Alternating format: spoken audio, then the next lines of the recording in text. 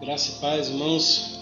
Quero fazer um estudo aqui, bem curtinho, mas bastante profundo sobre a Porta Formosa, conforme vocês estão vendo aí no slide de capa, né? A Porta Formosa, ou a Porta Oriental, ou a Porta do Oriente, também chamada de Porta Dourada, é essa porta que nós estamos vendo aqui na imagem. Tem uma profecia muito forte, reveladora, em Ezequiel sobre ela. Então, quero passar aí para os irmãos, inclusive depois, se os irmãos puderem ler as passagens com calma aí, né? Abrir a sua Bíblia e ler, é bastante frutífero e abre bastante a cabeça da gente.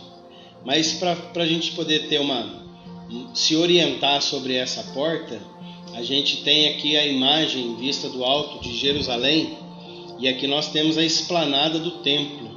Essa esplanada do templo, isso que nós vemos aqui, não é, conforme os irmãos sabem, o templo de Jerusalém, mas é uma mesquita muçulmana, né? O primeiro templo ele foi construído aqui em cima por Salomão, depois ele foi destruído pelos babilônios, e depois foi reconstruído por Esdras e Neemias, e destruído posteriormente pelo general Tito, o general romano Tito, no ano 70. E posteriormente foi aqui então construído pelos turcos otomanos, essas mesquitas, e desde então a esplanada aqui do templo ela é dominada pelos turcos, pelos muçulmanos, né? Mas a referida porta, conforme foi falado, a Porta Formosa, essa porta aqui, ela está exatamente onde eu estou passando o mouse, aqui na parte oriental. Aqui é a parte oriental de Jerusalém, aqui é a parte ocidental, aqui o sul e aqui o norte. Exatamente saindo aqui da esplanada do templo pela porta oriental, olhando de frente vai dar o Monte das Oliveiras.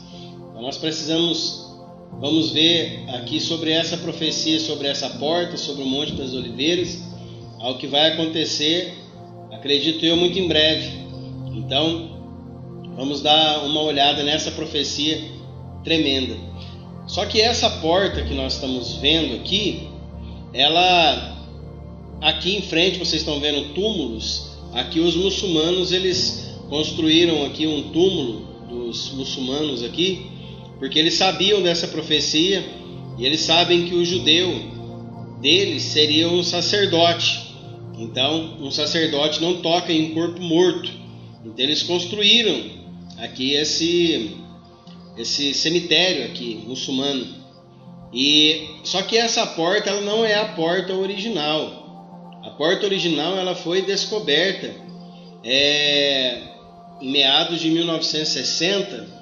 Me foge o nome agora do arqueólogo que descobriu a porta original, que está exatamente abaixo dela. Ele estava fazendo uma pesquisa, tirando foto, e ele caiu dentro de um túmulo, exatamente aqui embaixo da porta, da Porta Formosa, ou da Porta Dourada aqui. E ele descobriu então exatamente a porta original, e ela está cheia de ossos, conforme foi falado. E essa aqui é a imagem, ó. Ele caiu nesse túmulo e ele tirou essas fotos. Então aqui nós vemos o arco da porta original. Essa porta é a porta original por onde Jesus passou. Está cheia de ossos, conforme nós estamos vendo. E ele fez isso exatamente por isso. Ele cobriu ela, né? Já no ano 70, quando o templo foi destruído, já havia muitas pedras, muitas coisas tampando a porta aqui, porque a profecia diz que a porta ficaria fechada até o Messias entrar por ela. Então, essa porta que está acima, ele construiu e ele fechou da mesma maneira, por causa que ele sabia da profecia.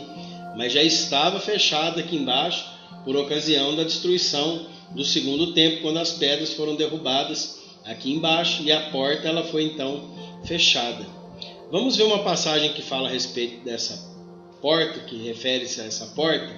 Ela encontra-se no Novo Testamento, lá em Atos 3, no versículo 1 e 2, que diz: E Pedro e João subiam juntos ao templo à hora da oração, a nona. E era trazido um homem que desde o ventre de sua mãe era coxo, o qual todos os dias punham à porta do templo, chamada Formosa. Essa porta aqui é a Porta Formosa. ou a porta oriental, ou porta dourada, chamada Formosa, para pedir esmola aos que entravam. Então aqui está exatamente, irmãos, a passagem no Novo Testamento que se refere a essa porta. Mas vamos à profecia propriamente dita, irmão. A profecia encontra-se lá em Ezequiel 46:1 e diz assim: assim diz o Senhor Deus, a porta do átrio interior que dá para o oriente estará fechada durante os 6 dias que são de trabalho, mas no dia de sábado ela se abrirá, também no dia da lua nova se abrirá. Eu grifei aqui algumas palavras, alguns trechos, para que a gente possa entender essa revelação. Essa revelação diz que a porta formosa, ou a porta do oriente, ou a porta dourada, ela estaria fechada durante 6 dias, ou então 6 milênios. E que ela se abriria num dia de sábado, e esse sábado é o 7º milênio. Então, ou o próprio milênio que a gente fala para os cristãos, E ela se abrirá então no dia da lua nova, e essa dia da lua nova é exatamente na festa das trombetas. Então o que está dizendo aqui nessa revelação é que Jesus, ele vai voltar visivelmente à terra exatamente no dia da lua nova, onde ele vai iniciar o milênio, e ele vai passar por essa porta, pela porta oriental. Essa é a profecia. Existe mais revelação, conforme nós vamos ver em Ezequiel 44, no versículo 1 e 2. Então me fez voltar para o caminho da porta exterior do átrio, que olha para o oriente, o qual estava fechada. Aqui Deus estava dando a visão para Ezequiel da volta do Senhor. E disse-me o Senhor: esta porta permanecerá fechada, não se abrirá, ninguém entrará por ela, porque o Senhor, o Deus de Israel, entrou por ela, por isso permanecerá fechada. Exatamente, irmãos. Quando Jesus ele entra, o chamado Domingo de Ramos, que Jesus entra triunfal em Jerusalém, e que as pessoas colocam os seus mantos, e ele é aclamado como rei, e coloca os mantos para que ele pudesse passar com o jumentinho por cima. Ele entra exatamente nessa porta.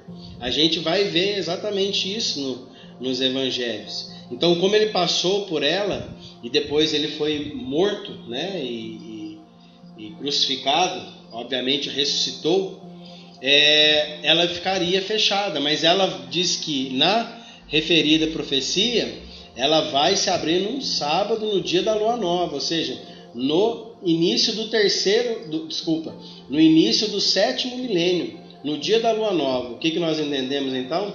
Que Jesus volta visivelmente a essa terra no dia da festa de trombetas, que é a festa da lua nova. Ora, se Jesus vai voltar exatamente na festa das trombetas, nós temos que retirar então 7 anos. Eu estou dizendo isso para que a gente possa ver a brevidade. Então ele voltaria nós temos que tirar os 7 anos da tribulação, onde a igreja vai ser arrebatada. Mas as pessoas fazem uma confusão. Muitos acreditam que o arrebatamento se dará agora na festa das trombetas. Aliás, tem vídeos aí que vocês podem ver a respeito das festas judaicas. É importante estudar as festas judaicas.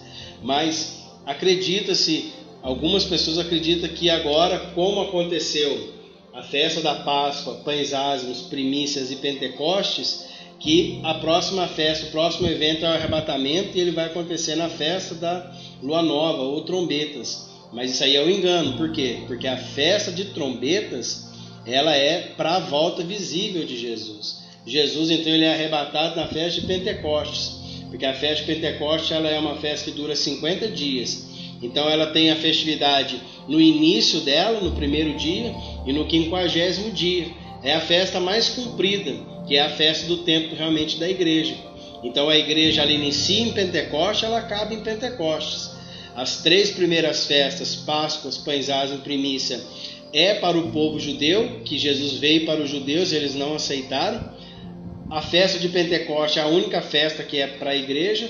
E depois nós temos as 3 últimas festas que falam com relação ao retorno de Jesus na terra, que é onde o povo judeu ele vai aceitar a Jesus como seu Senhor e como seu Salvador, conforme também Ezequiel relata sobre isso daí. Vejamos então que interessante como que Jesus ele vai voltar no Monte das Oliveiras e vai entrar por essa porta. Lá no livro de Atos, capítulo 1, o versículo 10 ao 12 diz: Estando com os olhos fitos no céu, enquanto ele subia, eis que junto dele se puseram 2 homens vestidos de branco, os quais disseram: Homens galileus, por que estáis olhando para o céu? Esse Jesus que dentre vós foi recebido em cima no céu, há de vir assim como para o céu o vistes ir.